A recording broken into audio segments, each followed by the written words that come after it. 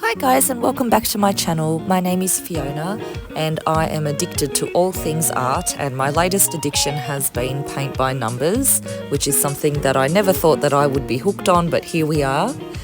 Yeah, paint by numbers is just such a relaxing and therapeutic hobby where you can just completely switch off and get creative without having to really try too hard, because you're literally just popping numbers onto little patterns. However, with my paint by numbers, I'm never satisfied with them at the end, and I do alter them to sort of get as close to the original artwork as I can. And here I am, I've put painter's tape around the edges so that I get a nice smooth edge when I'm finished, and I cover the whole thing in clear gesso so the paint goes on smoothly and you don't get as many of those little white dots showing underneath the paint. So as I was doing this girl's face, I just was not happy with how she turned out at all. She just looked like blobs of colour, and I suppose she would look okay from a distance, but up close she did not look good at all, as you can see here. So I go back in and I look at the original picture and I try to copy it as closely as I can with just a fine paintbrush. It does take a few layers and blending, and this is where I sort of ignore what colours were supposed to go on her face, and I just do what I think should go on there. This one in particular was from AliExpress. They do have some beautiful pictures on there, and the quality of the canvas was quite good. I was happy with all of that. As you can see, I've altered her to how I was happy with her. And then with the rest of my paint by numbers, I don't sort of do it how you're supposed to do it. Like, I do put the numbers where they're supposed to be, but I'm not precious about it.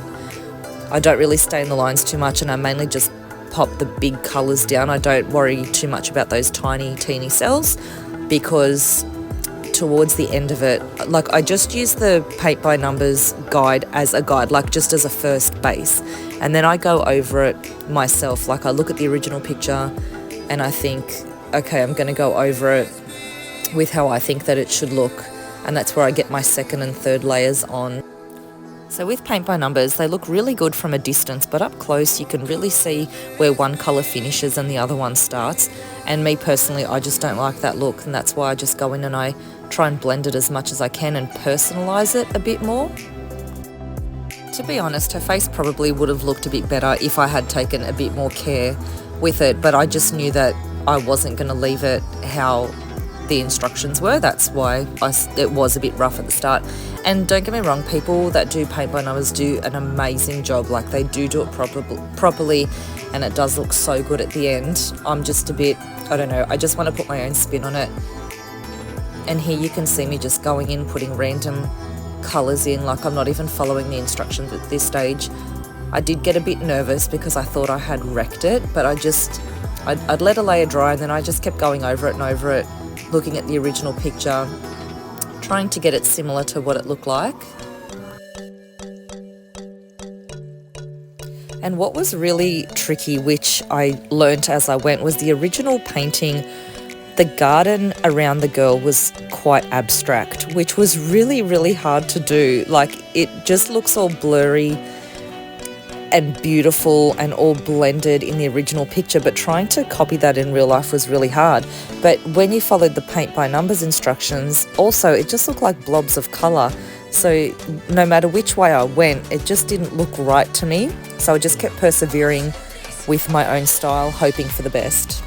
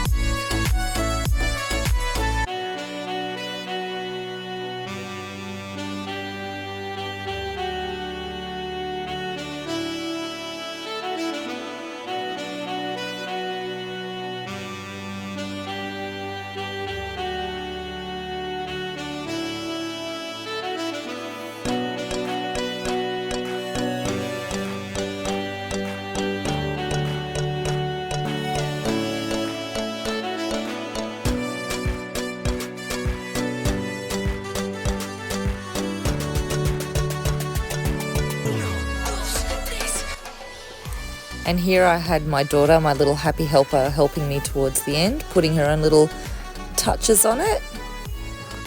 So once that green sticky tape came off and she was framed, she did turn out not too bad, I thought. It's fun to do paint by numbers, but it is also fun to put your own spin on it. Let me know what you think in the comments below. Would you alter your paint by numbers or stick by the rules? Anyway, thanks for watching. See you in the next one. Bye.